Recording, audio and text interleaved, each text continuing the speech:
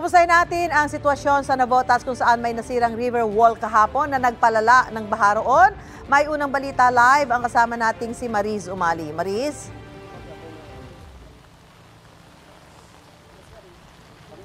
Yes mga kapuso, at Esu, nandito tayo ngayon sa Barangay San Jose dito sa Navotas City. Isa po ito sa pinakamatinding na apektuhan ng paghagupit ng habagat na hinihila ng mga nagdaang bagyo at ng kasalukuyang bagyo.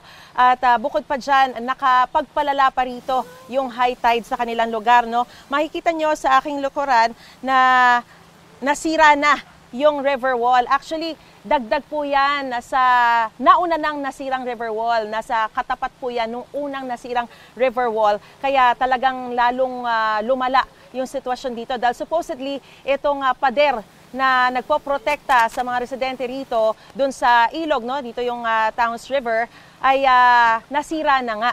Kaya imbis na maprotektahan sila, ayan, umapaw na ng husto yung tubig mula doon sa ilog papunta dito sa mga residente, mga kabahayan dito sa lugar nila.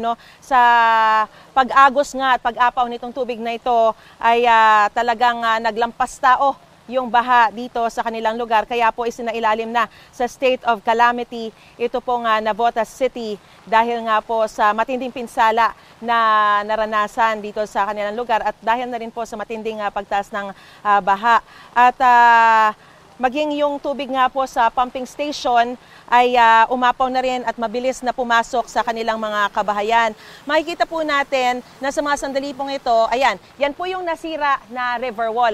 So ngayon, nilagyan na lamang po muna nila dahil hindi naman po magagawa na agad-agad itong pader na ito. Nilagyan na lang muna nila ng mga sandbag para protektahan pa rin sila kahit papano at kumbaga maharang yung tubig mula doon sa ilog. Kaya lang kung makikita nyo, mapapansin nyo kahit na sangkatutak na mga sandbag na po yung nilagay nila, syempre may mga butas-butas po yan kaya talagang lulusot at lulusot pa rin po yung tubig dyan. At sa ngayon, dahil nga tuloy-tuloy pa rin po yung pag-ulan, syempre nangangamba ulit yung mga residente rito na baka mamaya tumaas na naman yung baha dito sa kanilang lugar. Sa ngayon, makikita natin, napapalibutan. Nandito lamang tayo, tumutungtong doon sa kanilang parang tulay, yung kahoy nila na tulay.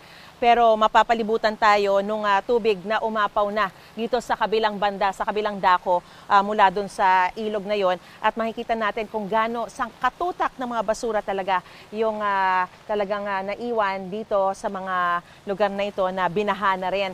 At kung lumala pa dahil nga syempre meron pa tayong nananalasang bagyo na patuloy na humihila sa habagat, ay posible pa rin po itong magpataas doon sa tubig o sa baha dito sa kanilang lugar na kapag nagtuloy-tuloy po yung pag-uulan, lalo na pag lumakas pa yan, ang pangamba nila ay talagang maglalampas tao muli yung baha dito sa kanilang lugar. Mamaya may mga kausap po tayo, ilang mga residente rito at syempre mga kausap din po natin yung kanilang Disaster Risk Reduction and Management Office para bigyan pa po tayo ng karagdagang detalye kaugnay nga po dun sa sitwasyon nila dito sa lugar nito matapos nga pong bumigay yung panibago na namang river wall dito sa kanilang lugar. So yan muna ang latest sa sitwasyon. Balik muna sa inyo dyan, Ate Sue.